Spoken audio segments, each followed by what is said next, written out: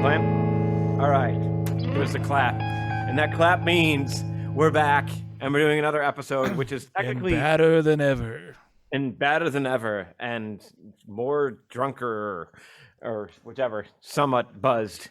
Either way, having a good time. That was a bourbon spritzer, which is a very deadly drink, but really good. Speaking of which, Knob Creek it goes down easy. Still haven't gotten sponsored, but we're still trying really, really hard. But welcome to episode 31. I didn't bother to look at 32, I think, actually. Because I was going to say 32 split the last one into two, but I wasn't sure if that was like, does that count as another episode number, or is that to be continued? Yeah, I'm curious if you've made it this far in the podcast, which is like a minute. Do you like when we break up the podcast? Do you prefer if like they're a 3-hour thing that they were breaking into 2 or 3 chunks, or do you just want it to be one long chunk? Yeah. Well, most spherical agenda was about 3 hours, and I just posted it as it is. But then the Matt Hollenberg one, we broke up. Yep. We broke up, and he won't call me anymore now. He's probably too busy recording another album. Like 3 more albums, yeah. Yeah, since the last time we talked. That was a great interview. It was good. I went down when I made that thing. I went and I listened to so much Matt stuff. This is so good. Like there's like an endless amount of, and it's all different. It's all different and like super well done. Mm-hmm. It's not like, oh, like, hey, what are you doing tomorrow? Let's just put something together. It's none of it's that. It's all like very intricate, lots of time, effort spent on the sound design of it, the production, the songwriting, the whole 9 yards is amazing. It's really incredible. Like there's people that spend an entire life to do one of those albums, and it would be really impressive. And he does one like every month. Just last week, he dropped another album. So the prolific that level of proficiency in writing and consistency is crazy. I mean, it's great. I can't wait to have him on again. But I don't want him to interfere. I don't want to interfere with his album creation. Because I want that new cleric. He's like, yeah, we would have put it out, but the wood, air, and metal, they keep bothering me. Exactly. And everybody gets mad at us. Great. Dislike. We're boycotting. Yeah. Boycotting what? It's just the two of us. We don't have sponsors yet. Knob Creek. I'm going to keep that meta going for a while. See what happens. You should have pulled that card out with Matt. Yeah, that's true. But we didn't. So there's been a lot of stuff that happened like outside of the interviews, that just like music world in general. So Leprous' new album came out, which is fantastic. I really came out like the same day as my new album, I think. Did we talk about that? Yeah, we did talk about that. Yeah, we did. No, it came out on a Friday, I thought, the 27th or something. Mine came out on a Friday, I think.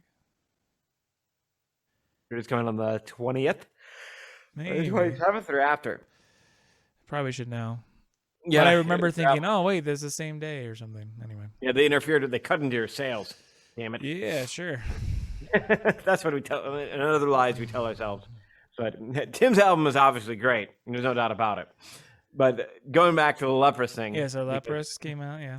Yeah, that I thought it was great. We had our disagreements. Like you thought the singles were the weakest ones on the album, and I happen to love the singles.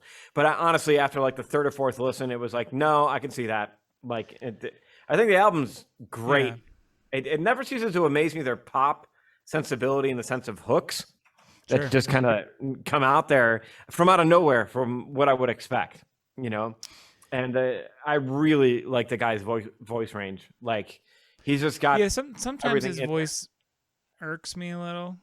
And I think that's the first single came out, and I'm trying to remember which one that was. He gets this like quality, like this like nasal quality that he does. Running Low. That was the first one. Yeah, and he kind of like rah, rah, kind of this kind of sound about it, and just like that. And I'm always like, oh, like that's not I don't know. It kind of wears on me a little bit. But it's an impressive album. I really love the string arrangements through all of it too. They're really well done. Doesn't is it the lead singer that does the strings? Like it No, plays? they actually have a cellist, I think. Okay. But then on the album, so they tour with a cellist. I'm assuming the cellist probably does the arrangements, and then they must pull in more strings, or maybe that cellist does all the strings. I'm not sure on the recordings, but also their drummer. I love the drummer. The drummer's amazing. Oh yeah, that's what I was about to say. Like their drummer, he's the guy that got me hooked on the band. You know, in one sense, watching that the Sky Is Red video. I know, it's awesome. Was like, you know, wait, what? Yeah, go watch The Sky Is that is the Sky Is Red? Sky Is Red. Drum playthrough video. It's awesome. He breaks like 7 sticks during the whole thing. Yep. But it's the really live cool. overdub is sweet. They do a quick little live overdub, you know, where that guy comes in and just start playing on the tom. Oh, that's right. Yeah.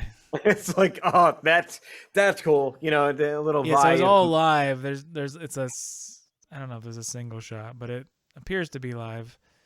Yeah. Oh, yeah. It definitely it has a feel for it, at least with that. And you know, so it's cool. Yeah. With extra sticks because he just breaks it and just grabs another one and keeps going. You know, it's like it wasn't just one. I'm like, he just keeps breaking them on the whole way through. But, I did a gig with, but it doesn't seem like we'll get to the gig for a second. But it doesn't seem like he's overplaying though. Like that's I think he hits hard, and I think he uses light sticks. He must just like the sound of them. Okay, because it doesn't like I don't hear that harshness of that. Like I don't know. I think he hits pretty hard. Maybe not as hard as like some guys, but I got the impression. I was gonna mention real quick. I played a gig with Paul recently, and this guy Paul, and he plays with really light strings or sticks, but he also plays super light. It's like but he actually broke a stick. It's the first time I've played probably 300 gigs with him. I've never seen him break a stick. He broke a stick, and he was even like, I broke a stick. But then like metal guys I played with, like the people that come more from the metal background as opposed to the jazz one, they break sticks all the time. Yeah. But it's also how you get that sound. Like to get that real, you know, nice pop. You have to hit the thing hard. You can't just like a snare hit when you just kind of hit it. So it doesn't sound the same as a snare hit where you poke a hole through the top. Yeah. Not recommended. That gets expensive fast, but yeah. I mean, oh man, for Chroma Drive, the drummer Drew Pencook, amazing drummer. He plays with the 5B like marching sticks on a. Yeah, I've never seen anyone like that. And one time we were rehearsing, and he like did it, and it bounced like so hard.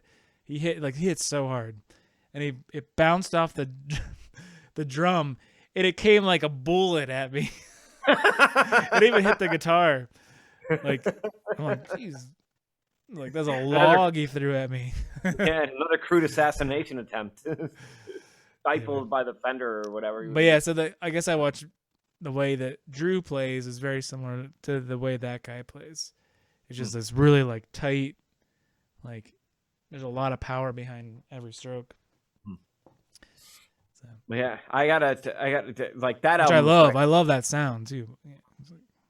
The drums definitely. That's one thing that like it's interesting. Like the more that I listen to an album, it's like one time through I'm just focusing on the guitars. The next time through it'll be on the vocal lines, and it's really nothing to do with the lyrics. Like we talked about that before. Like when I'm listening to a vocalist, I'm listening more like an instrument than anything else. And then another time it's the drums. And just picking up on the devices that they'll use in order to drive the song ahead. Yeah, you know, obviously it's just like all those little intricacies. It's like, oh, he did like a tuplet there in order to push that downbeat to really give it some energy, even though the tempo didn't change. You know, that's it's just like all these nice little things that I'm stealing that idea. I'm stealing that one. I'm stealing that one. You know, I don't know if you had this experience, but you probably did because it was sort of our generation. But I used to go to my friend's house. John, great musician, and you know he's probably 7, 8 years older than me, I think. But we played together and stuff, and I was a 14-year-old who started getting into Dream Theater, and I would go to his house and he had this big stereo, and we'd sit there and just like listen to music, and it was cool because if at that time I was very guitar focused, maybe piano and guitar. And he really got me to like listen to drums and he's a huge Rush fan. Yep. So we listened to Neil Peart, and it was cool. Like he would be like, "Hey, look, here's the first verse. Check out what he's doing. Now look how it evolved in the second verse. It's not the same. He doesn't play the same thing in the second verse. He never does. And then the third verse, it's different. It's always changing. It's varying and growing into something more. So it's not like it's not the same thing, I guess, is the point. And now when I listen to drums, I always listen for that stuff. Like, well, did anything change? Like, is the first chorus the same, exactly the same, cut and paste as the first and second? The second, third, fourth. Are they all the same, or does something has to happen? Like, I feel like as a composer, as a writer, as a band person in writing music, and I'm telling this to you too, all of you, all three of you. Don't ever let that happen. Like, if you catch yourself just being like, "Oh, I'm gonna cut this and paste this here and use this same thing," like it's such a disadvantage that you don't get those little like subtle things that are really nice, and it just makes the music better. And you would never see a classical composer do it too. And I kind of laugh when I read through some classical pieces, and they have a repeat. Like that was lazy. Like, why were you so lazy? You can just do a repeat of those last 17 bars or whatever. Speaking of repeats, it's like a Philip Glass thing. Though I like that. That's a whole different thing, though, right? Yeah, I know. It's like everybody has a repeat in a different spot. That's Reich. That's more Reich than anything else. But I mean, no, they're the same type of thing, and I'm just kind of picking. So there's anyways, the Leprous was out, and then what's the other one that I've been? The new singles by the single by Animals as Leader, Monomyth, which I still got to talk about. I did not hear that. Yeah, it's pretty good. Like, as pompous as it sounds, I'm a classical guy, so I got to sound absolutely pompous. I like this single better than their entire last album. Like, Madness of Many was very not their best work. Let's just, in my opinion. Like, I thought, like, I don't, I can't even really remember it that well. And I think it's just because they sound like a parody of themselves in some way. That's exactly why the Madness of Many didn't do anything for me. I was just like, it's. I'm blanking on the names of the albums, but I feel like the second album I really liked a lot because I feel like the Regression, I think. Yeah, I feel like they like honed in on their thing. Right, it's like, oh, okay, the first one was like kind of I don't say it was cut and paste, but it's like, oh, let's try this, sort of searching for a thing.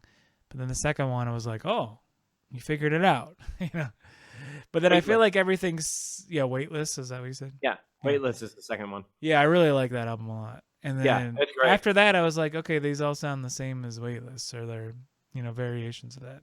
Yeah, I liked what was the third one? The Joy of Motion. I really liked that one as well. The first three were great. Like, and I loved their debut album. And when Madness of Many came out, I'll agree with you that the parody thing kind of happened. I mean, that happens with everybody, though, right? We talked about that with Matt, right? That was the. Yeah, exactly. Yeah. And I remember now you have 100 mouths to feed. Are you gonna really change it up? If I'm remembering right, they were interviewing Tosin about the Madness of Many, and he said that he brought more of the band's input into the writing process. Like, because even Animals as Leaders, like, it's basically Tosin plus everybody else. Sure. And that's where it started. If I'm remembering all the interviews I read with him correctly, like, they approached him for a solo album, and it was going to be like him. Yeah. But then he didn't want the focus to be completely on him, so he picked the name Animals as Leaders instead, and with the other guys. And that I could be wrong, but if I'm remembering correctly, that's what I'm going to go with. Yeah, it was something like that. And they might have gone through a few people, but yeah. All the keys and everything else are all like, they don't bring a keyboard player with them live. Right. It's all triggers and stuff like that, which is fine, whatever. But Monomyth, very, very tasty. I wish they wouldn't use triggers on the drum recording. Why don't just use real drums? Yeah, I know it's gonna be harder to mix.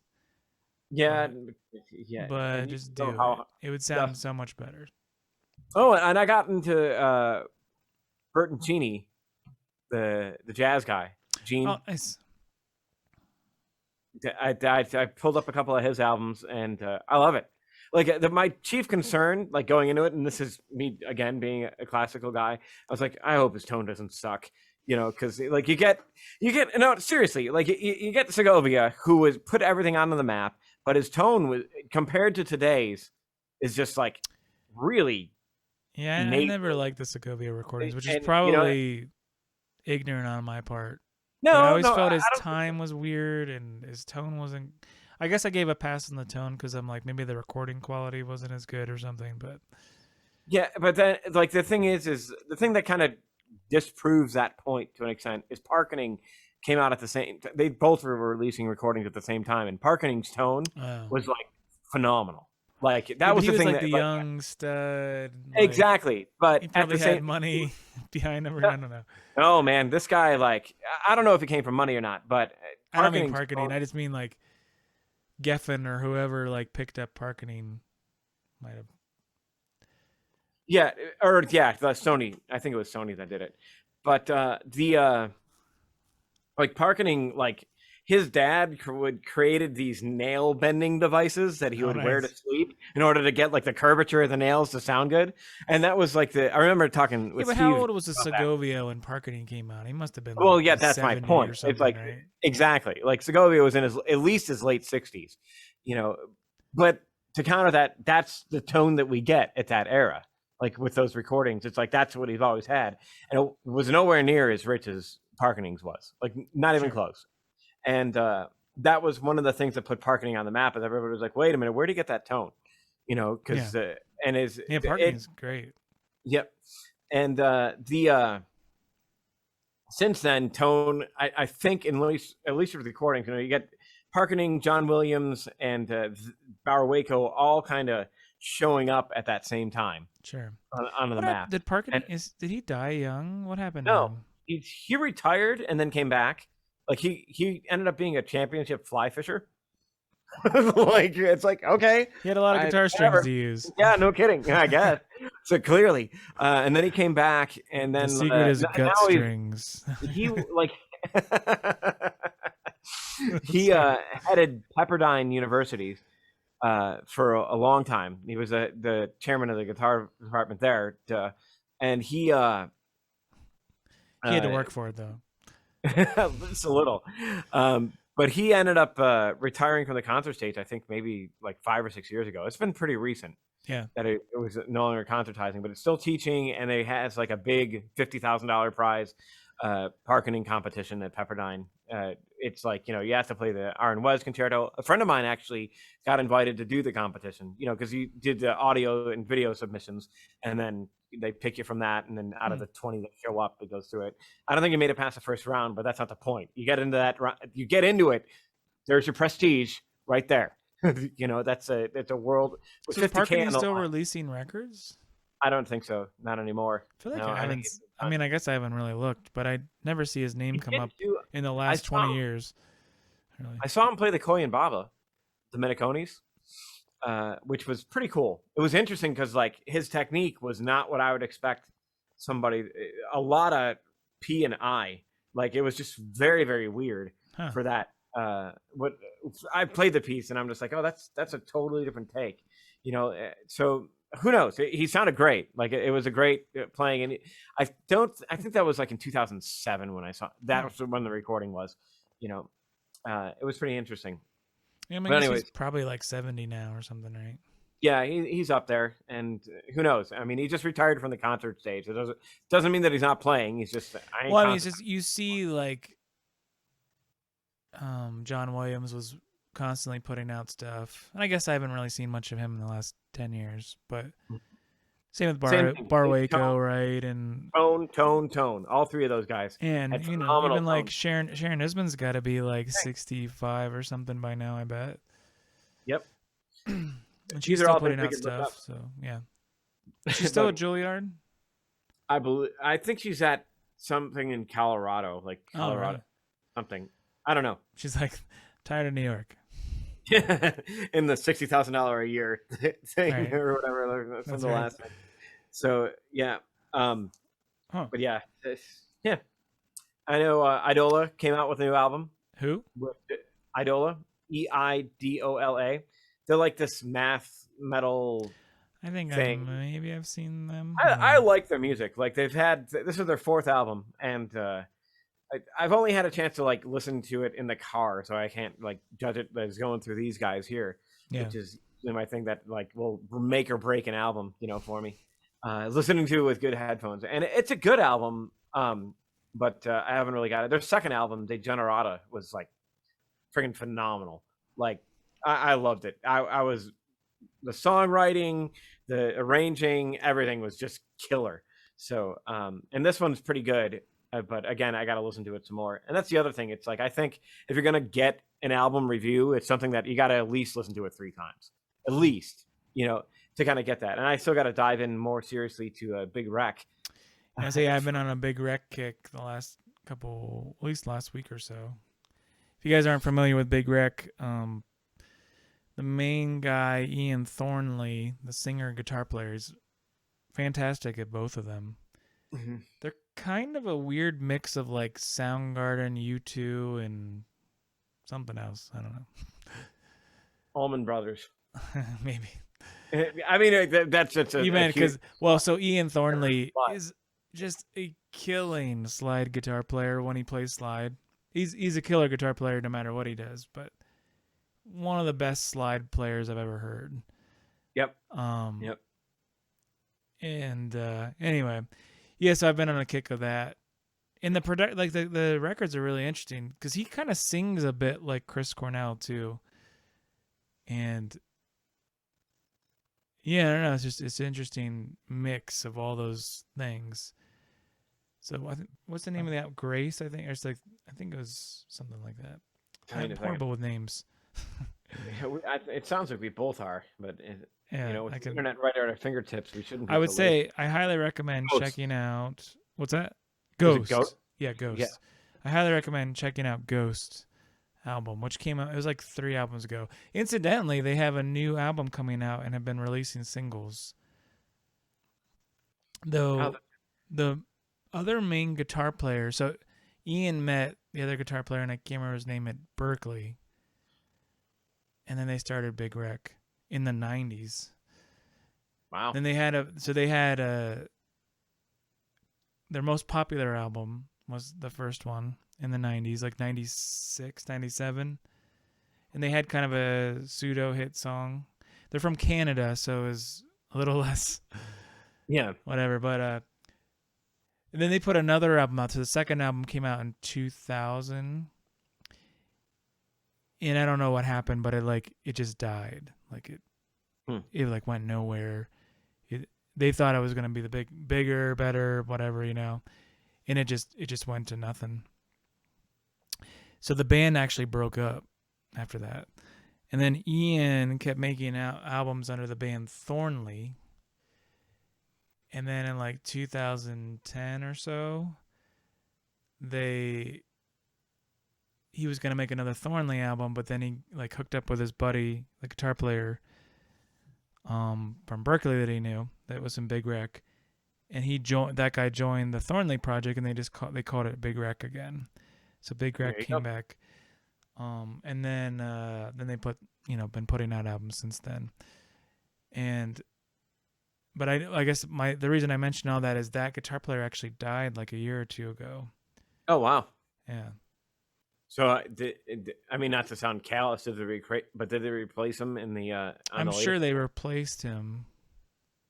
Just because the one thing is, Big Wreck's one of those it's like 3 guitar players or something in it, because they use all these textures. It's like they're also like another ear candy kind of band when you listen on the headphones, because there can be just like 7 guitars, it seems like, going on at the same time, and just these. Sometimes like this huge fuzz sound. You're like, where the hell did that? Like, it just sounds awesome over top of this like delayed like U2 thing or whatever.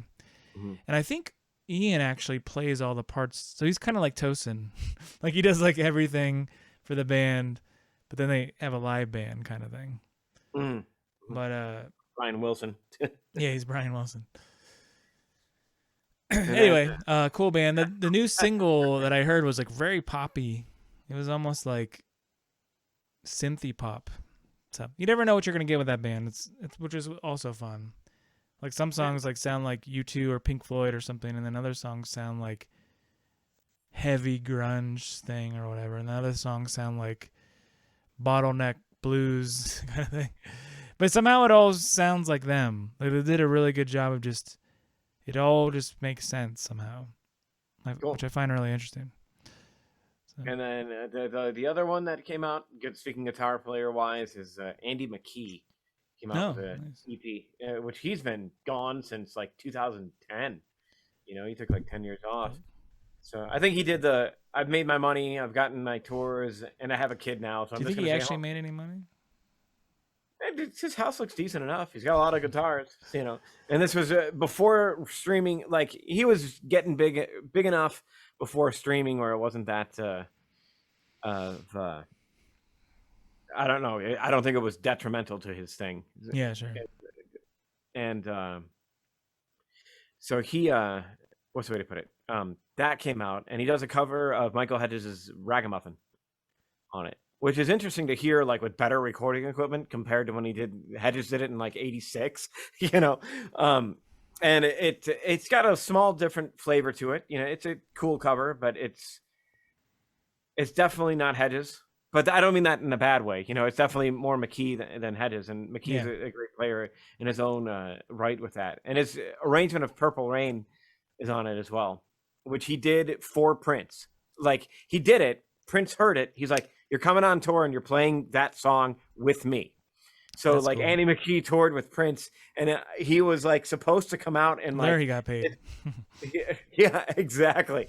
He was supposed to come out like in this like stage wide cape that was purple that would lift up while he was playing it. You know, he was like, the Princess had this huge ideas of all this stuff with it. And he's like, we didn't end up going with that, but it was just pretty elaborate what he did. Yeah, and he just did it like solo arrangement of Purple Rain, and then Prince would come in at some point in the whole band.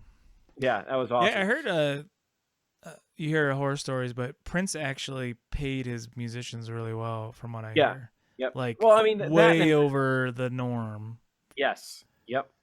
And that's also because like he played everything. Yeah. Like he got it. I mean, he knows the hustle, and he respected it. And that you know, the interesting, just to contrast that like a little bit with Mckee, is that Mckee also played like on with Josh Groban, the Popra, if you will. Though he definitely can sing. He also did a recording of The Little Drummer Boy with which is like a perfect song for Mckee with a percussive thing. I was really looking forward to hearing the arrangement. I'm like, this could be really cool. And whoever was the producer like butchered what it could have been, because it was basically just this drop D drone thing that would just come in every then and again. And I'm like, really? Like, really? Mckee is into one trick, and he does it phenomenally well, and you're not gonna exploit that at all. Like I would entertain the counter argument of this is not that style, and it should be like this heavily orchestrated thing that Josh Groban can just sing over top of, and whoop-de-doo. But it's like, you could have just really pushed that and made it entertaining. It was such a letdown on that. And then there's like 4 originals and one Rocky IV medley that he came up with. So it's kind of a neat little EP. Did you say Rocky IV? Yeah, Rocky IV. That was our jam, man, when I was a kid. Yep. Did so many push-ups to that movie. That's probably like after Rocky did the what's it called? South Park made fun of it. A montage. The montage. Like no one could outdo Rocky movies on those. So everyone just gave up after that. And like, that was it. Like, why even bother? Yep.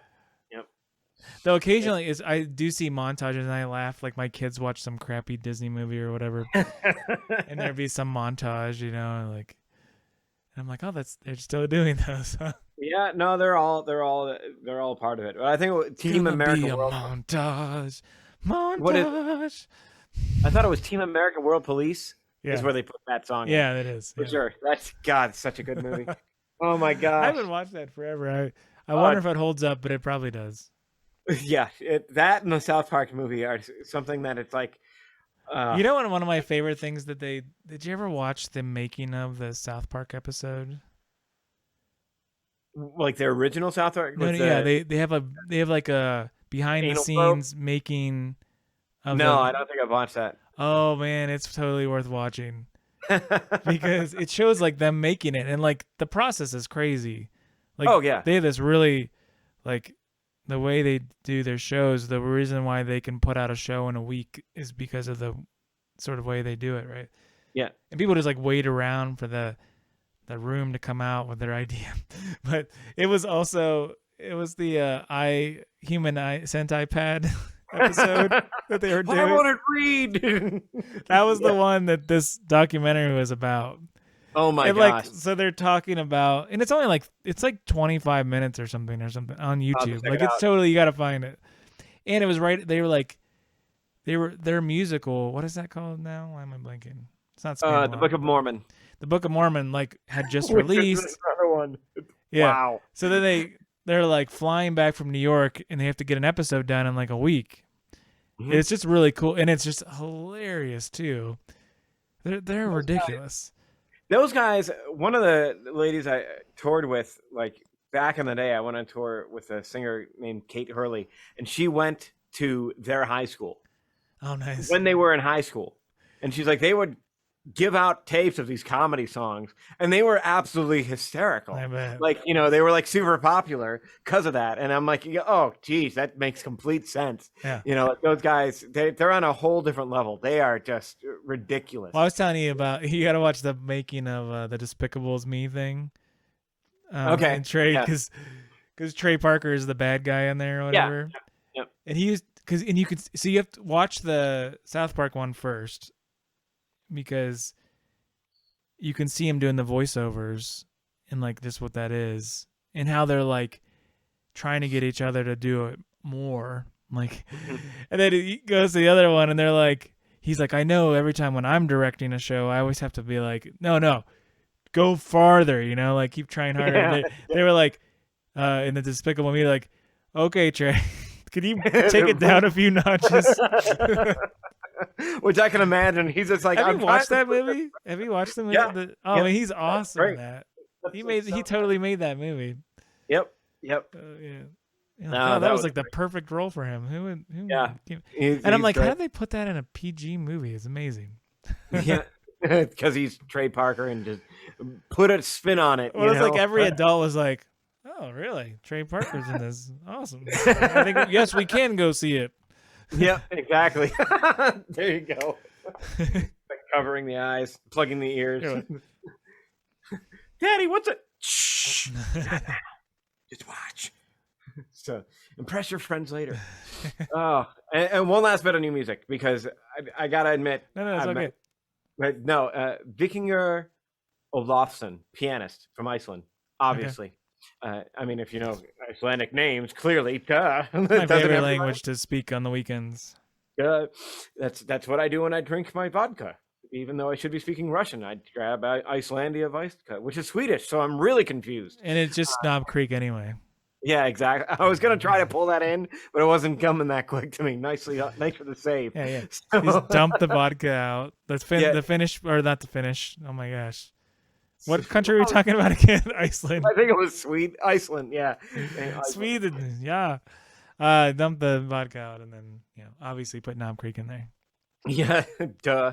It was America. So, but he came out with a Mozart and His Contemporaries album, and I love the contemporaries. Like, I like Mozart, don't get me wrong. So he's a piano, okay. Yeah, it's all piano.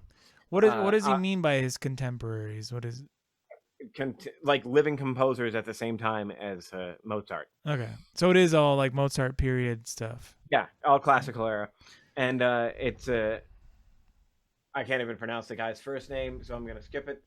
Well, I'm gonna butcher it. No, I've been butchering names, and this is kind of my shtick here. So Baldassare Galuppi. That's the pianist. Yeah, no, that's the composer. The piece you really like. Yeah, and Piano Sonata Number 9 in F minor is just like fan-freaking-tastic. Like, really, really interesting to hear that.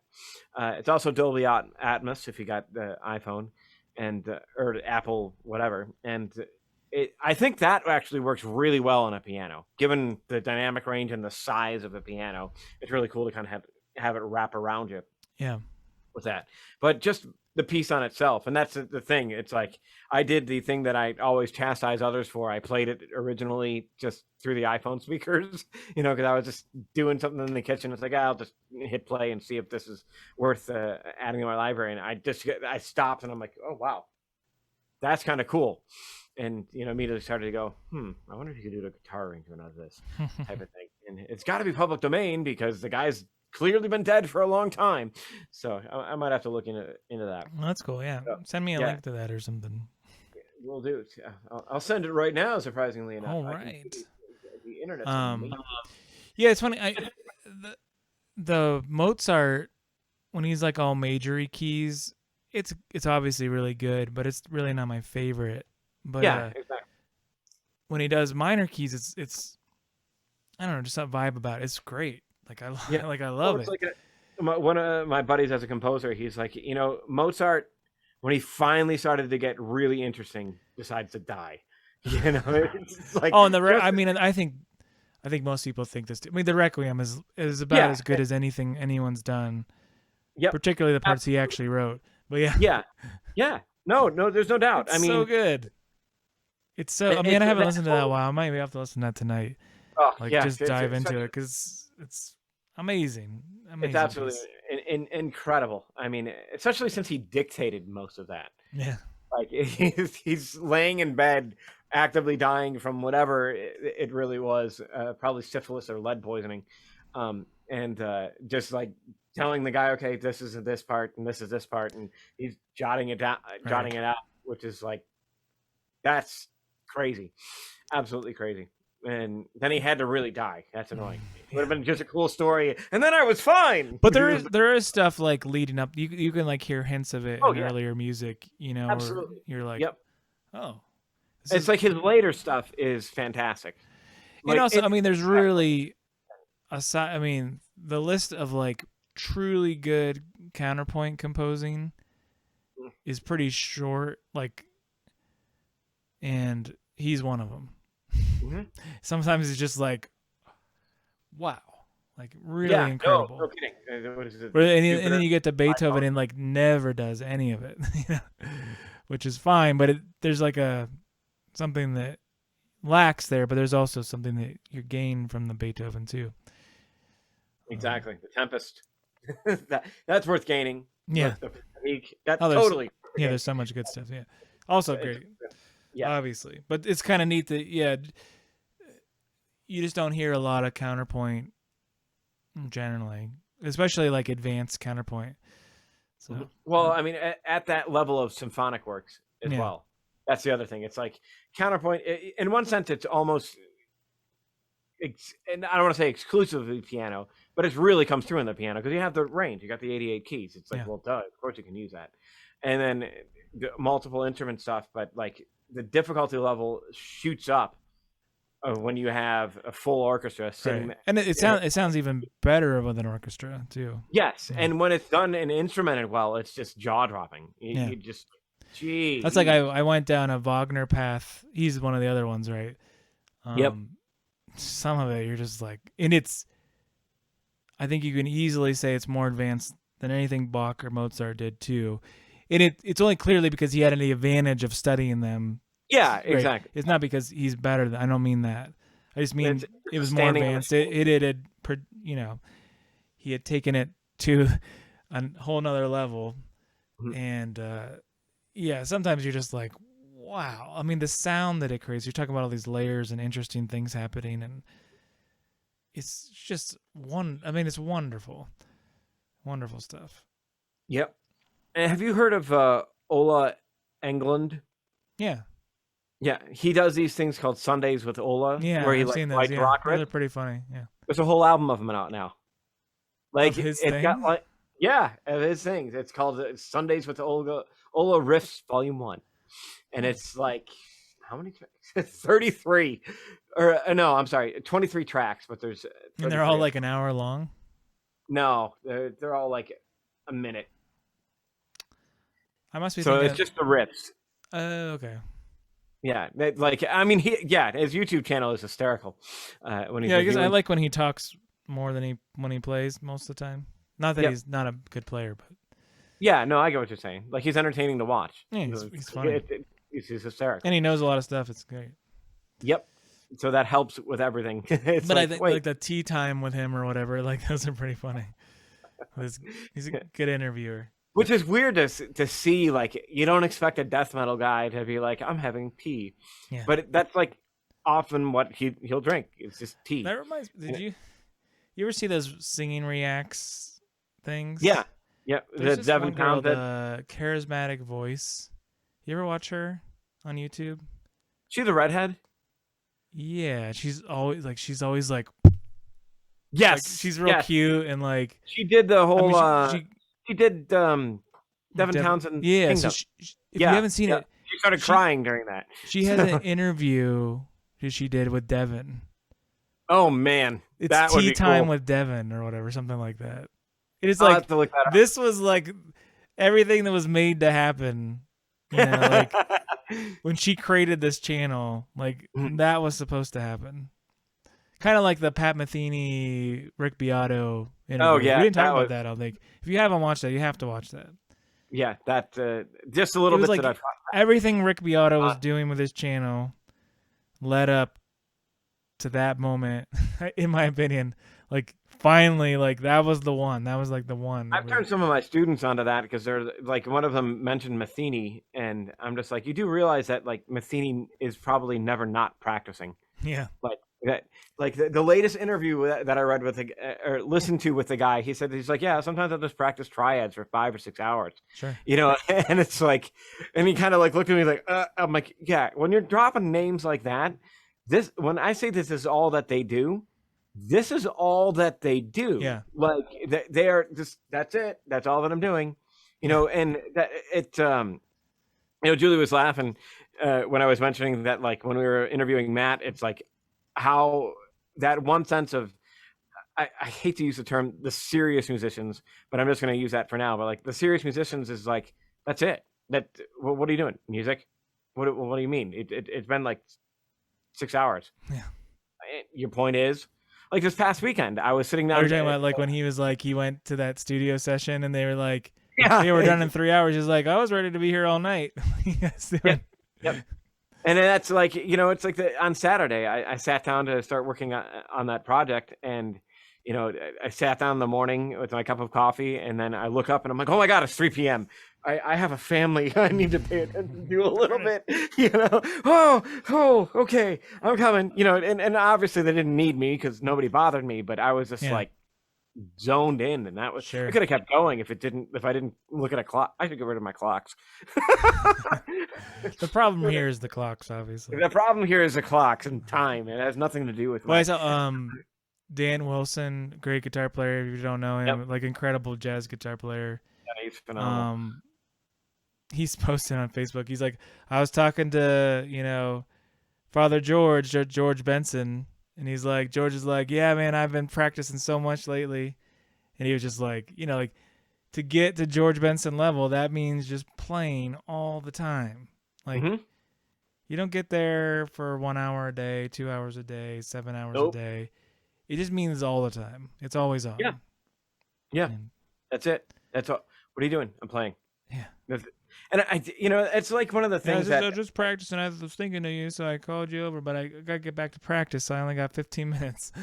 No, and that's the other thing too. I've done that as well. It's like, you know, if it's an important phone call, you know, or whatever, somebody got to talk to, and it's like, okay, I got to get back to work.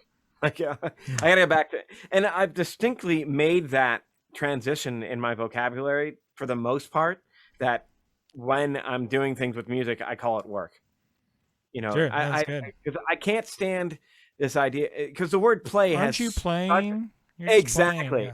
It's got such a different connotation to it than this is work. And yeah, I happen to be lucky enough to do what I enjoy, but it's work. And if I put that mentality on it, take it that much more seriously. Yeah, sure. And I instill the same thing in my students. I'm just like, this is classwork for you. This is not like, I'm going to go play. It's like, I expect to see results.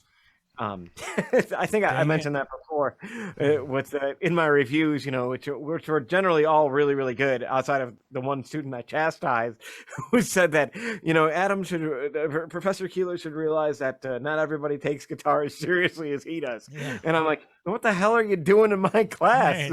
Right. Does my reputation not precede me? I got to step one. Yeah. You put that. Can you change the definition of your class? Yeah, exactly. Study guitar if your life depends on it. Yeah. Imagine a game of Saw, and the only way to get out is to play this piece by the end.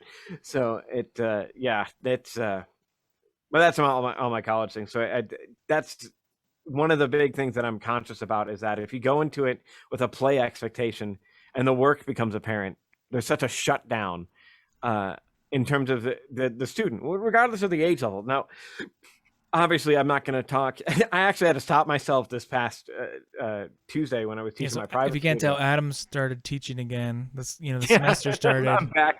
The semester started, so I'm back in the teacher mode. Angry, not disgruntled, because I absolutely love where I work. I should be teaching metal, but I'm teaching this 7-year-old kid, and he's playing, and I'm like, yeah, these must first be brilliant in college. No, I'm just kidding.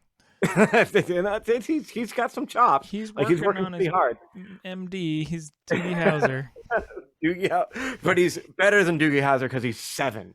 Yeah. Doogie was a teenager. That's right. He was so old. And it's in utero. That's the kid that you got to look out for. But so I'm like, I'm teaching him, and I'm like, yeah, these notes are not staccato. These are supposed to be connected. You got to make. And I'm like, I'm sorry. I'm teaching college students again. That just kind of came out. Make these two sing together. It was like, I was like, oh, gaga. It's like this kid's 7. Come on, Keeler. Watch their vocabulary. What are you doing?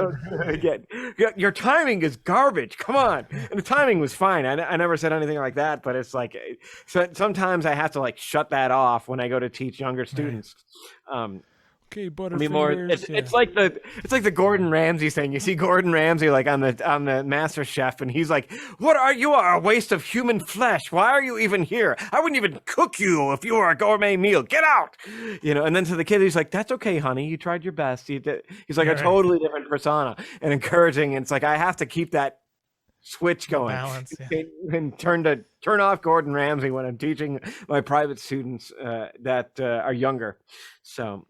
But regardless, so those are the things that I've been listening to a lot. Oh, and I grabbed some Star Wars books, so that clearly isn't music to drive to. Now that I have my commute a couple of days a week. Oh, to listen to. Yeah, to listen to. Like some of the pre-Ray stuff? Yeah, oh yeah. Like Timothy Zahn, Heir to the Empire. And listening through that, I'm like, yeah, the sequel trilogies are garbage. I'm sorry. You guys had an option of everything with this. Like, you could have picked anything out of this, and it would have been gold. Because, Thrawn, and it's like really well. Well, at least they had good acting in that series, unlike the other two. Well, that's the thing. It's like the book is like radio play. Like they totally radio played it up with like sound effects and voice actors for different roles, and it's really well done. Like it's super. It makes the hour-and-a-half commute like fly by. Like I'm kind of like, oh man, I don't want to stop this. So type of thing. My dad got me in the books and tape as they were back in the day, because I would drive from Erie to New York City to visit them or whatever, and. It's like he's like, yeah, you listen to these because they keep you awake, they keep you like engaged. But the problem is when you stop at a rest stop, you're like, I don't want to. Exactly. I need to know what's gonna happen next. Yep. So you don't take a proper break. So it's sort of like it keeps you awake, but it also doesn't let you rest because you're like, I better eat this really fast so I can get back in the car and find out what's going on. Yeah, I hit pause at the climax of the book. I used to do that with Dan Brown novels when I was driving, like you're touring. It was Dan Brown novels because they're like super fast paced, cheap action things that have just enough of the mystery in it that kind of like, it's like they're just fun. sitting there. They're popcorn flicks equivalent. Yeah, sure. And it would just feel like, this is a 7-hour drive to the next show. Okay, whatever. Hit play, and then I'd get there and be like, oh man, I gotta play. Or there's like an hour to go. Yeah. So what are your plans after the concert? I gotta go back into my car for about 45 minutes. Or whichever. Oh yeah, those are fun things. I go. You might do this too. I got through phases with those. Like I can do them for like a month, but then I'm like, I need like a 3-month break from like listening to books on.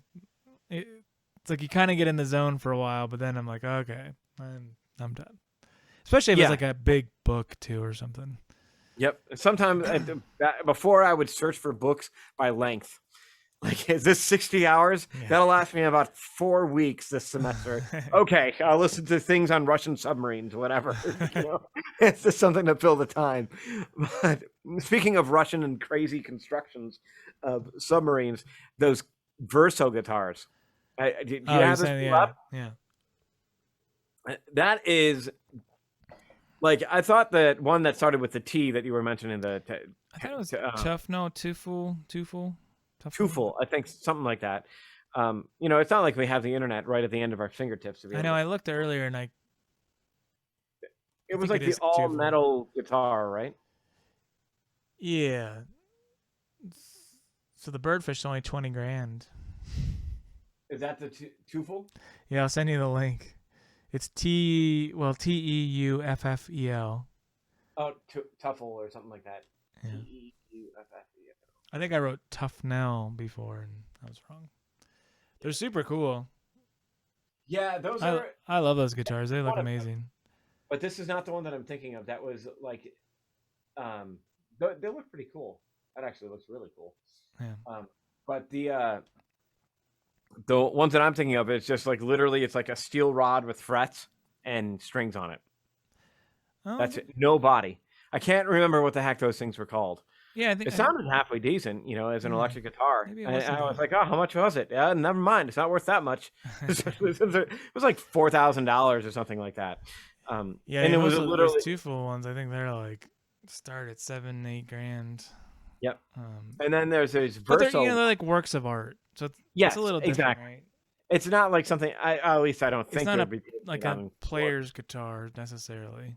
Even though I think they play super nice. Mm-hmm. That's why I'm curious in the Tufnell world, at least. I love that one guitar. I'm looking through it now. Yeah, no, they look great. Like, I like the headless thing that he has going on. That one. What is that one called? Oh, he's even got a 7-string. Yeah, I think he's one of those people that make anything really.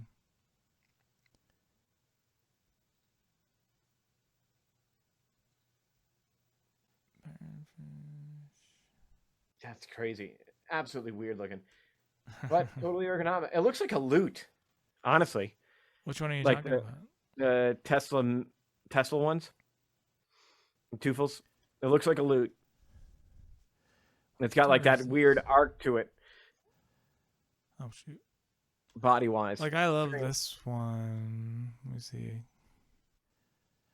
I could probably share my screen, right? Yeah, now you can. Oh, let me find it. Which one is that?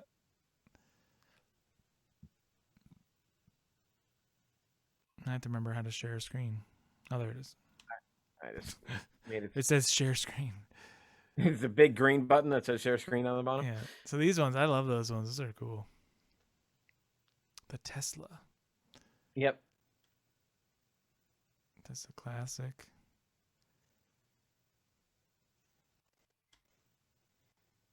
There's the Birdfish. Is this one, right?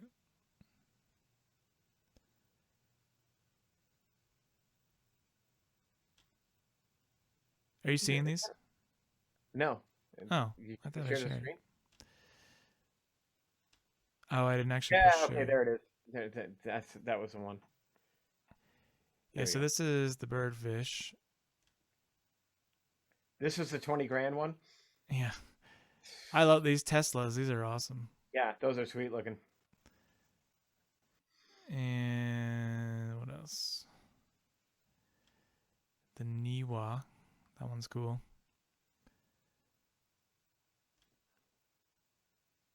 Check out this. They're just awesome. Yeah, I like that pushing in the boundaries in terms of construction. Like that's the Antonio. Yeah, that's super what I cool. was looking at. I kind of it's a bird. Oh, there's shit. that one too. Prodigy series. So yeah.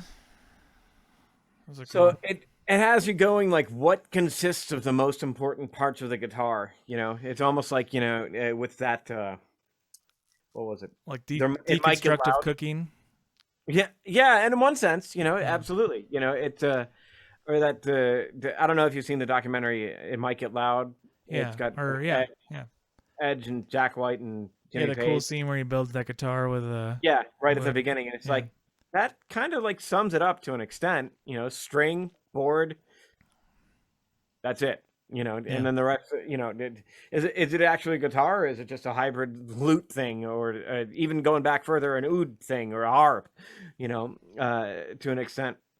And I think obviously modern wise, our guitar is thinking in rock things, and I can't see somebody bringing out a tuffle on stage. If outside of a stage gimmick. Then I'm not saying that they're bad guitars in any way, shape, or form, but you know what I mean. All of them. I mean the Birdfish one, right? That's what I mean. Probably like not playing at your dive bar. Yeah, exactly. I mean, outside of the cost, which is like, no, I'm not taking that one out. I'll take the Mexican Strat because that can handle a beer bottle being thrown at it. So, but the just the way that it's like the layout, I think is like. It's just wickedly cool in that design, and the ergonomics are there. Like that one guitar that we found on Dream Guitars, by that Japanese builder, that was just obscene. Like the way that he built it, it was just gorgeous. That thing probably was like $24,000, I think, is what it sold for, and that was wickedly cool. Just the next step up in guitars. It had a nice little leg rest on it, and place it ergonomic and. Headless and string through the neck type of thing, and it's just like, man, that is wickedly cool. But that's more than I would pay probably in this lifetime for a guitar. Man, there's a picture of Kirk Hammett playing some tuffles. Really? Yeah. Huh. And Billy Gibbons. Now that would be weird. Billy Gibbons playing that would be strange. Like this is something it looks fine. You're not sharing the screen anymore. No, let me share it. You're killing me, Smalls. I thought you were looking. No, I wasn't looking that into depth about it. Oh yeah, look at that. Huh. Well, you know what's annoying is.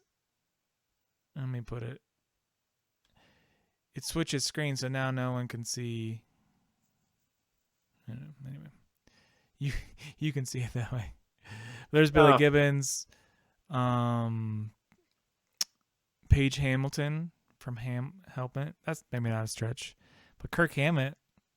Yeah, look at that. Those almost look like photoshopped. Yeah, but no, that looks like clearly it's a live show. Huh. That's pretty wild. Yeah. Billy Gibbons. That was not be somebody that I would generally expect. But then again, he's got his own brand type of thing. Like, Man, have you seen? There's a Cooking with Billy Gibbons on YouTube. It's awesome. Really? Yeah. That's got to be great. It's great. That's got to be fantastic. Because it's just like his voice and like his demeanor. It's amazing. How does he get that beard out of the way to the open flames? I would be so paranoid all the time. Have you dug into Billy Gibbons? Playing, he's like a little awesome. He's awesome. See, and that's the thing. It's like we get into all this technical music, like in one sense, it's very practical, it's very odd, it gets out there and so on. But that doesn't mean that the guys that are playing like the simple rock tune don't have phenomenal chops behind them. Like absolutely gigantic players. Billy has one of the greatest vibratos ever. Mm-hmm. Mm-hmm. his phrasing and like it's like world class good. Yeah, You need to check it out some more. Don't listen to the pop tunes or whatever. You gotta go a little bit earlier. I'm trying to remember the name of the album that everyone touts as like a guitar god album. Let me find it. It's like the guy from Blues Traveler, not the harmonica player. Oops.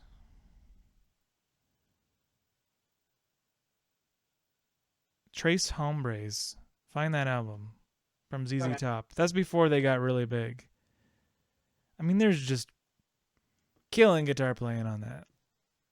Like, you're going to spend a long time nailing that vibe. All the little intricacies. Like, this one thing that I think that jazz and even classical miss is all the little bendy stuff that really high-level blues players can do. The Billy Gibbons and the Michael Landaus of the world. Like, it's like supremely good. Or even like Derek Trucks or something like that. Some of that stuff, like, I mean, you're gonna spend 10 years getting that good at it, at least. Yeah. Oh, well, and that's the thing. It's like specialization in anything takes a huge amount of time. It's really amazing to listen to. Like the guy from what's his name? Chan. Hang on, this is where I need my bifocals. What's it? Chan Kinshia. He's a guitar player for Blues Traveler. Which, you know, when Blues Traveler came out and made it big, they were the John Piper, whatever. John Popper. Or no. Something like that. No, that was him. Yeah, John Popper, the harmonica player and singer. Yeah. He was like the stage guy and the harmonica star playing of the show. Star of the show. And I remember it was like 3:00 in the morning. I was still living in Buffalo, and you know, with my family and all that stuff. And my brother and I had just gotten back from around the corner bar type of thing. They served great wings. It was deadly because it's like, 2:00 in the morning. Bars are open till 4. Let's get some wings. Yeah. You know, get some wings.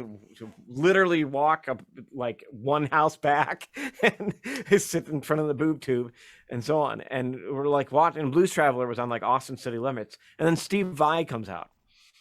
Like, so it's Steve Vai, Blues Travelers, it's Chan, the guitar player, and John Popper. And I'm like, oh man, they're going to just embarrass the guitar player. Like, Steve Vai is going to totally just destroy this guy, you know, in one sense, because I hadn't heard anything else besides the Blues Traveler thing, you know. And like Vai and Popper were trading licks back and forth. It was really cool to see. And then the guitar player kicked in, and it was like, holy crap, this guy can play. Like, he was holding his own with all three of them. I wonder if he's one of like the Nashville guys or something. Like there's so many guitar players that can keep up with Steve Vai in Nashville. There's I know that. Yeah, but this is when he's like from Jersey, like when they formed in the mid '80s. Yeah. And yes, I had whatever the Wikipedia page as reliable as that could potentially be. That's what I'm reading it from. So it's like, no, he wasn't like a Nashville guy. This is like the guy. Yeah, that's cool though. I was just curious. So, well, yeah, I remember just getting floored because I just figured that this guy was just strumming chords. You know, it's like, because that's what he's doing in the videos. Yeah. And he decided to make some money. Yeah, exactly. You know, to which everybody, now that I'm on to much older and wiser, hopefully, definitely older. I don't know about the other thing, but it's just like, yeah, okay, sure. Sign me up for that. That right there, that playing that 1-4-5, whichever, for 4 minutes, and I'll take the check. Thanks. See ya. Yeah. Type of thing. But like, he's got massive chops, and that was really wild, you know, and entertaining because seeing Steve Vai get up there and just everybody kind of like doing their thing was very cool. So there's different kind of things too. Like, I guess I don't know anything about this guitar player. But there's a lot of guys, like I said, in Nashville, and I say guys, I mean guys, girls, in Nashville that can really play. Yep. But almost none of them have any unique quality about them, or at least a lot of them. And so, like Billy Gibbons, though, like I feel like you can notice his shtick like instantly once you know what it is. He has this way he plays. It's funny. I remember The reason I even checked it out to begin with was I watched this Sean Lane video, and Sean was talking about his influences or whatever, and he's like, man, I've stole so much stuff from Billy Gibbons, and he's like, there's this thing I do with the D string, this like little vibrato. And he was like showing this vibrato technique thing he did, and I was like, it just sounds awesome. So then you're like, okay, well, I didn't even know Billy Gibbons was like that, and then you go dig in and there's all this like great Billy Gibbons playing. And it's very, I want to say, almost unique in a way, except for people that have copied it. Yeah, and everybody does that, and that's not a bad thing, No, it's fine they copied it, but he actually paved the way for something, I guess is my point. Yeah. It's like you can tell Steve Vai, like instantly, right? I mean, it doesn't take 2 seconds. You could tell it's Alan Holdsworth, John McLaughlin, Eddie Van Halen, Yngwie, right? These people, whether you like them or not, like they're instantly recognizable. Pat Metheny, John Scofield. I mean, like within like 2 notes, you're like, that's Scofield. Yep. Yeah. That's like one of the students that I have now mentioned that it's like, oh yeah, Scofield, Metheny, Alan Holdsworth. Yeah. And I'm like, all right. That's all. I just want to be that good. That's all. Yeah. And I'm like, you think I could get there by the end of the semester? That's the most exciting to me. When people are dropping names like that, it means that they know where they're heading. Like they know what's good too, right? Yes, and that's what I was going to say. They're heading in a good direction as well. It's not like poor direction. Yeah, it's not poor direction. Wait. Before we go on this path, let me tell you a story about Blues Traveler. Yeah, and no, I dropped the Metheny thing. I'm like, dude, the guy does nothing but practice, like nothing but. And I mean, he's a special case in terms of popularity and financial, like he made it, but that's partly because of the era he was in, and then some of the other music that he made that was more poppy or whatever. So, and that happened to be really big at the time. It was new and cool and all that stuff. Hey, even Kenny G made it for some reason. Yeah. But I guess my point there was like, so Alan Holdsworth was playing like to 50 people, Yeah. So. Well, it's like, and that's what Matt mentioned. In one sense, we'd love to make the money, but at the same time, would we really? Like, I'd love to sacrifice that. The other thing is worth more than the money, no doubt. Yeah. Hands down, hands down. It's like I would love to be able to completely support everything in my family without having to worry about it. Yeah, like that would be awesome. Never having, and then I could trap myself in my room and do nothing but practice, at least for 6 hours a day while my kids were at school. Did you ever see that interview with Holdsworth? And they're like, this girl, like I think she's really well meaning. She was interviewing him, and she's like, so why don't you just, we've all heard this. Why don't you just make a pop song? And then because he was kind of like, it's tough, we don't make a lot of money, and we're kind of living in a van, He's like, I'm on the cover of Guitar Magazine, but I'm like, can't afford whatever, He's like, something doesn't make sense. He's like, people are making lots of money off of me, but I'm not making any money. But, anyway, she's like, why don't you just write a pop song, and then you can live on it. He's like, let's just say that I did that, and let's just say that it was good, and it got popular, and it actually made me money. But then the fans who liked that music came to see me play. They wouldn't like it. Like they would come there and be like, wait, I thought I was gonna get this thing. Yeah. Not this. This doesn't make. They would. So then he would be playing to all these people that hated it. Like they would hate it because they were expecting the pop thing, which he didn't really want to do, and not the. So like, what kind of life is that? Like to play to fans that like, oh, I thought this was gonna be. I thought this was Katy Perry stuff. Like, yeah, exactly. Not crazy atonal, whatever. Yeah. Alan's hardly crazy atonal. Sometimes. Most of the time. Yeah, I was gonna say most of the time. It's. Well, I guess my point is I guess you get my point. Yeah, I know. But I thought it was really well spoken because we always hear Yeah. like people always say that like as a musician, like, why don't you just usually play all this crazy stuff? How come you're not on the radio? Just write, like, just do one album. Just write one album of pop songs. Then you can just live off that the rest of your life. Oh yeah, because there isn't like a million people trying to do that. Exactly. Yeah, that's the reality check. Number one. Number two is exactly what Alan brought up. Now, I would counterpoint that a little bit and be like, well, you never know. You might get a huge amount of new fans that would never have gone to your music had you not had that gateway. Yeah, but the majority of them are the new fans are gonna be like, this is horrible. Why did they make this other stuff? Yeah, and then they'll leave, whatever. But that would be my take on it. Well, now, I wouldn't intentionally go and do a quote unquote pop song to that degree. I mean, I say that as I just worked on one with a producer a couple of months ago, for another project, and that just kind of like flowed out of other things that we were working on. But the like if somebody came in and absolutely requested that'd be tough. That would be like this new project or the project that I just finished at least the initial engraving with. It just that when I finally got to software that was intuitive from me. It just like that was it. I was hooked. Which it could be an entirely different subject in it. Of course, we finally find our way close to the end of the time. But maybe next time we'll visit engraving and transcription software and how much. Here's the question, and think on this, and we'll try not to discuss it for the next week. So we talked about how having a good instrument makes it easier to learn to play, which it clearly does. If you have one where the strings are 6 inches off the fretboard or whatever, you're going to have a bad time. And there's a happy medium in terms of the beginner's price. We get all those particular things.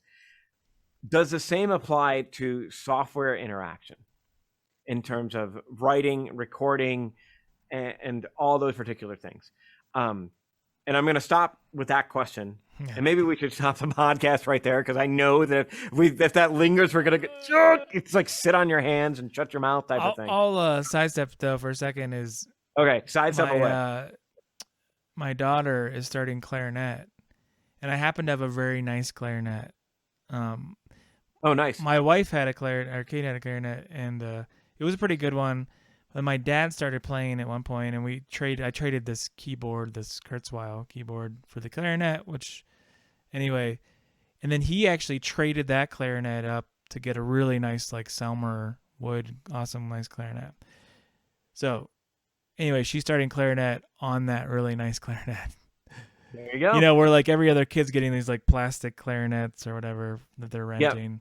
Yep. And I'm like, okay, well, if she takes to it, like she's gonna have a clear advantage. Because if you ever, I play a little bit of clarinet, and I can play most wind instruments a little bit, but anyway, I played the really cheap ones too, and I know what that's like compared to this. This is a really nice, like this is probably like a $2,000+ new clarinet. So she's got the advantage here now. She actually wants to do clarinet, So she played violin last year, so I don't have any like skin in the game whether she's gonna actually stick to it or not, but. It was actually kind of cool. I'm going to sidetrack slightly. I actually have a really nice flute, too, and she was looking at... she actually was going to do flute, and then we kind of played with it at the house. I'm like, hey, here's the flute. Played a little bit for her. Played a little bit on the clarinet. And then she tried both of them, and she actually liked the clarinet better. So they kind of did that in school, I guess, but she didn't really get to, like... fumble around with them and kind of like feel it and just hear what it. Oh, I mean, having it at home gives it a distinct. Yeah, so that was really cool actually. So she's like, I almost did flute when I was in school. Almost did flute for orchestra. Man, I heard a story too. This drove me crazy. I remember I wanted to play trombone. I think it was 4th grade or going in the 5th grade or whatever. And I, like, for whatever reason, couldn't do it. Like the band director was like, no, sorry, you have to play drums or whatever. That was the thing. Like, and she was telling me about a friend of hers who wanted to play trumpet, but it's percussion, and they were like, no, you can't play percussion. You have to play flute or something. So it's like, why do band directors do that? Man, we should talk about that sometime. I just ran into that. I got a student in Florida, and they're that obviously they take guitar with me. Yeah. And they're in jazz band, and I'm like, oh, you're playing guitar in jazz band? Like, sweet, let's do it. Yeah. She's like, no, they want me to play saxophone. So she's playing saxophone. She's playing like 3 different instruments: guitar, saxophone, some other one, but that I can't remember. But I was just like, a guitar would fill it up like completely, because the reason they pushed her to saxophone is there was only going to be one saxophone if it wasn't her, so they couldn't have like the band thing. And I'm like, well, I understand that point, but now she played it before. No. Yeah. So I'm just like, but at the same time, you have a multi-voice supporting instrument that you can use that you're a little bit more familiar with, than a saxophone. But that's funny. Whatever. That reminds me. So when I went to Mount Union, my first year of college, you had to be in one of the major ensembles. That was a requirement, which was either the choir or the wind ensemble. And it's like, well, I'm a guitar, like I play guitar, So, and I had played percussion in like middle school or whatever, and I knew I could do that. But I was like, you know what? I'm gonna do saxophone. They're like, we'll let you borrow instruments and stuff. So I actually did saxophone. And it was one of the better decisions I ever made, I think, in terms of music. Cool. I learned a lot, and now I can play. I can play these instruments. And then what was cool, I actually got like free lessons on saxophone and trumpet. The band director there, his name was Tim, so of course he was great. He would be like, hey, come to my, like, he didn't charge me for it or whatever. It wasn't a credit. So I would go and get trumpet lessons for half an hour once a week and saxophone lessons once a week. It was great. Cool. Biggest thing is that, did he announce himself saying, "You may call me Tim"? That's the way I announce myself. That's how we should start the podcast. Yeah. There are those who call me Tim. Yeah. Oh man, such a good film. Yeah. Classic work. Anyway, so we can talk about the software. The software interface type of thing. That could be interesting. And I know we're going to be sitting on our hands for like the next week. Try to write it down and remember, because then it'll be easy. And I won't try not to think about it. Yeah. Well, I mean, I want to think about it, but at the same time, I don't want to text you about it, because otherwise it'll be like, we'll have this huge thread about it. Yeah. And it's like, actually, we're just going to have Siri read this conversation, and that's a podcast. Did you ever see Real Geniuses? You ever seen that movie with Val Kilmer? And there's like, the kid goes to the first class, and there's people are putting their tape recorders, but they're like reel-to-reel tape recorders in the class. And then like by like the, sometime later during the montage, of course, he goes back in there, and even the teacher put like a tape player in the front. So they're playing the tapes, or they're all reel-to-reels, like reel-to-reels and the reel-to-reels in the seat. He's the only one in class. That can be us. Watch Real Geniuses too. That's your homework. Yeah, that's a great film. And have some popcorn while you're at it. Mm-hmm. Oh, there it is. You'll get the joke when you see the film. So. All right, let's call it. I think we've wasted everyone's time enough. This was a fun time wasting catching up episode. Yeah. So, all right. We have more cool guests coming too. Yep. We have a couple lined up. We're just getting them and organized schedule wise. So I was trying to get my finger to go on your screen, but it didn't work. Sorry, it cut you off. You have to pull back a bloody stump. What is going on? Yeah. So, and that's when the careers ended. All right, everybody. We'll catch you next week. Later.